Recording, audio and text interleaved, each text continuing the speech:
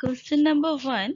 यदि विद्यार्थी यह ना समझे कि कक्षा में क्या पढ़ाया गया है तो शिक्षक कैसा अनुभव करेगा? भारी उबा हुआ, उसे दूसरे तरीके से समझाना चाहिए, वह व्यर्थ समय नष्ट कर रहा है या विद्यार्थियों के लिए अफसोस? इसका सही उत्तर होगा उसे दूसरे तरीके से समझाना चाहिए।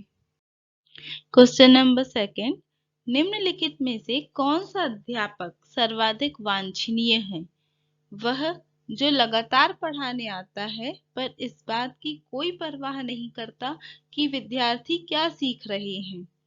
वह जो समय पर आता है पर इस बात पर ध्यान नहीं देता कि विद्यार्थी देरी से कक्षा में आ रहे हैं। वह जो नैतिकवादी है और सदैव विद्यार्थी को नैतिक ज्ञान देता रहता है, या वह जो अपने विषय के बारे में पर्याप्त नहीं जानता है पर अपने विद्यार्थियों को अधिक अधिक जानने के लिए प्रेरित करता है। इसका सही उत्तर है वह जो अपने विषय के बारे में पर्याप्त नहीं जानता है पर अपने विद्यार्थी को अधिक अधिक जानने के लिए प्रेरित करता है। Question number 3। गणित शिक्षण में सबसे अधिक उपयोगी शिक्षण पद्धति कौन सी हो सकती है? निगमन पद्धति, संश्लेषणात्मक पद्धति, आगमन पद्धति, विश्लेषणात्मक पद्धति। इसका सही उत्तर है आगमन पद्धति। Question number 4। शिक्षक की निम्नलिखित विशेषताओं में से कौन सी श्रेष्ठ विशेषता कक्षा अनुशासन में सहायक है? सादा जीवन, आकर्षक व्यक्तित्व, प्रभावी शिक्षण, अच्छा आचरण और मोहक मुद्राएं। इसका सही उत्तर है प्रभावी शिक्षण। Question number 5। चयन समिति का सदस्य होने के नाते आप किसे अध्यापक के पद के लिए चुनेंगे? उसे जिसका संतुलित व्यक्तित्व है, जिसे विषय पर महारत हासिल हो, जिसे सामूहिक गतिकी का अच्छा ज्ञान हो, जिसमें उपरोक्त सभी गुण हो। इसका सही उत्तर है जिसमें उपरोक्त सभी गुण हों। Question number 6। निम्नलिखित 4 विकल्प में से महाविद्यालय के एक अध्यापक के लिए सर्वाधिक उपयुक्त भूमिका क्या होगी? सामाजिक मुद्दों को छात्रों को समझना, सामाजिक मुद्दों के प्रति छात्रों की भावनाओं का पता लगाना, सामाजिक मुद्दों पर सही स्थिति स्वीकारने हेतु छात्रों को राजी करना, सामाजिक मुद्दों पर स्वयं निर्णय लेने की क्षमता के विकास में छात्रों की सहायता करना। इसका सही उत्तर है सामाजिक मुद्दों पर स्वयं निर्णय लेने की क्षमता के विकास में छात्रों की सहायता करना। नंबर 7। कक्षा में छात्र व्यवहार को अनुशासित करने वाला प्राथमिक कारक होना चाहिए। पुरस्कार दंड प्रविधि, छात्र प्रेरणाएं, शिक्षक प्रभुत्व, छात्र मित्र मंडली। इसका सही आंसर है छात्र प्रेरणाएं। Question number 8। यदि एक शिक्षक अपनी कक्षा में समस्या समाधान उपागम का प्रयोग करता है तो ऐसी स्थिति में छात्रों को दिए गए एक समान गृह कार्य होंगे। केवल प्रतिभाशाली छात्रों के लिए उपयोगी, अधिकांश छात्रों के लिए अधिक उपयोगी, केवल मंद अधिगमकर्ता के लिए उपयोगी, अधिकांश छात्रों के लिए न्यूनतम उपयोगी। इसका सही उत्तर है अधिकांश छात्रों के लिए न्यूनतम उपयोगी। Question number 9। किसी क्रिया को उत्तम अधिगम प्रविधि में परिवर्तित करने के लिए सदैव आवश्यकता होती है एक परीक्षण की, शिक्षक द्वारा संवर्धित अधिगम की, मानसिक व्यायाम की, एक वास्तविक शिक्षक के उद्देश्य की। इसका सही उत्तर है मानसिक व्यायाम की। Question number 10। यदि एक अध्यापक ऐसे विचारों के संपर्क में आता है जो दूसरों के लिए समझना मुश्किल है तो उसे चाहिए कि ऐसे व्यक्ति को ना समझाए जो उस पर अधिक खर्च ना कर सके, खुशी खुशी दूसरों को समझाने के लिए तैयार रहे, इस समझ को अपने तक ही रखे ताकि उसे विशेष स्थान प्राप्त हो सके, उपकार के रूप में या फीस लेकर दूसरों को समझाए। इसका सही आंसर होगा खुशी खुशी दूसरों को समझाने के लिए तैयार रहे। क्वेश्चन नंबर 11, संपूर्ण पाठ्यक्रम के सभी पक्षों के मूल्यांकन के लिए एक निश्चित समय में छात्रों की परीक्षा लेनी है। ऐसे में छात्रों से किस प्रकार के प्रश्न पूछना अधिक उचित होगा? वस्तुनिष्ठ प्रश्न, निबंधात्मक प्रश्न, आलोचनात्मक प्रश्न, व्याख्यात्मक प्रश्न। इसका सही आंसर है वस्तुनिष्ठ प्रश्न। क्वेश्चन नंबर 12, समूह शिक्षण में निम्नलिखित अवधारणा अंतर्निहित है।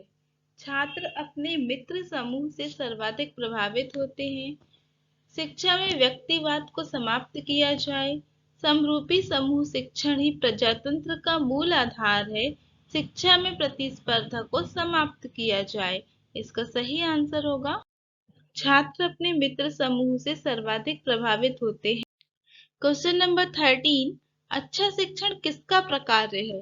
शिक्षकों की विद्वता के उच्च स्तर का, शिक्षा व्यवसाय के प्रति ईमानदारी और निष्ठा का, महाविद्यालय में प्रधानाचार्य के मजबूत नेतृत्व का, शिक्षकों की उच्च शैक्षणिक योग्यताओं का। इसका सही आंसर है शिक्षा व्यवसाय के प्रति ईमानदारी और निष्ठा का। क्वेश्चन नंबर 14, निम्नलिखित में से कौन सी परिस्थिति में एक छात्र के अनुशासनहीन होने की संभावना न्यूनतम होगी? जबकि कक्षा के सभी छात्रों से ग्रहण करे, जबकि शिक्षक उसे एक आदर्श प्रतिमान के रूप में स्थापित करे, जबकि छात्र को चुनौतीपूर्ण शिक्षा कार्य प्रदान किया जाए, जबकि शिक्षक छात्र से कक्षा में तर्क कुतर्क करे। इसका सही आंसर है जबकि छात्र को चुनौतीपूर्ण शिक्षा कार्य प्रदान किया जाए।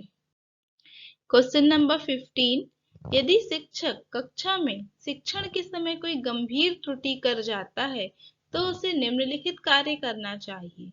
त्रुटि करे और भूल जाए।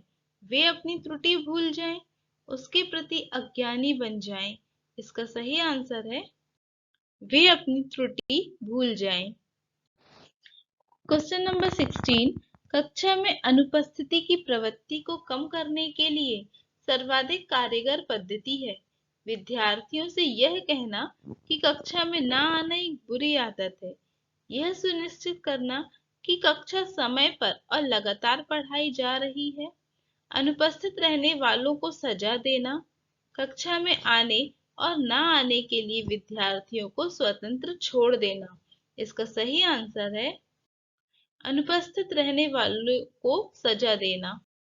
क्वेश्चन नंबर 17, कौशल पाठ वे हैं जिनमें क्रियाशील का आश्रय लिया जाता है। कौशल पाठों को पढ़ाते समय क्रिया के चुनाव के विषय में कौन सा कथन ठीक नहीं है? बालकों में क्रिया के प्रति जिज्ञासा उत्पन्न करनी चाहिए। क्रिया अधिक कठिन नहीं होनी चाहिए क्योंकि कठिनता ही नीरसता की जननी है। क्रिया करते समय बालकों को अनुकरण की अनुमति नहीं दी जानी चाहिए। क्रिया इस प्रकार की होनी चाहिए कि बालकों का आवश्यकता से अधिक श्रम ना करना पड़े। इसका सही आंसर है क्रिया करते समय बालकों को अनुकरण की अनुमति नहीं दी जानी चाहिए। क्वेश्चन नंबर 18, ऐसे अध्यापक की प्रशंसा करूंगा जो अपने विद्यार्थियों पर मजबूत नियंत्रण रखता है, आकर्षक व्यक्तित्व वाला है, विद्यार्थियों की समस्याएं जानता है और उनकी सहायता करता है, विद्यार्थियों के साथ दोस्ताना संबंध रखता है। इसका सही आंसर है विद्यार्थियों की समस्याएं जानता है और उनकी सहायता करता है। क्वेश्चन नंबर 19, पाठ योजना से क्या तात्पर्य है? छात्रों से पूछे जाने वाले सभी प्रश्नों की सूची तैयार करना, पढ़ाए जाने वाले पाठ को स्वयं पढ़कर जाना, छात्रों से पूछे जाने वाले सभी प्रश्नों के ब्यौरेवार उत्तर तैयार करना, उन सभी बातों का विवरण तैयार करना जिन्हें कक्षा के अंदर एक निश्चित समय में पूरा करने की इच्छा रखता है। इसका सही आंसर है उन सभी बातों का विवरण तैयार करना जिनका कक्षा के अंदर एक निश्चित समय पूरा करने की इच्छा रखता है। क्वेश्चन नंबर 20, रसानुभूति के पाठ कौन से हैं? संगीत एवं कविता आदि के पाठ, विज्ञान एवं कृषि आदि के पाठ, इतिहास एवं भूगोल आदि के पाठ, भाषा एवं व्याकरण आदि के पाठ। इसका सही आंसर होगा संगीत एवं कविता आदि के पाठ।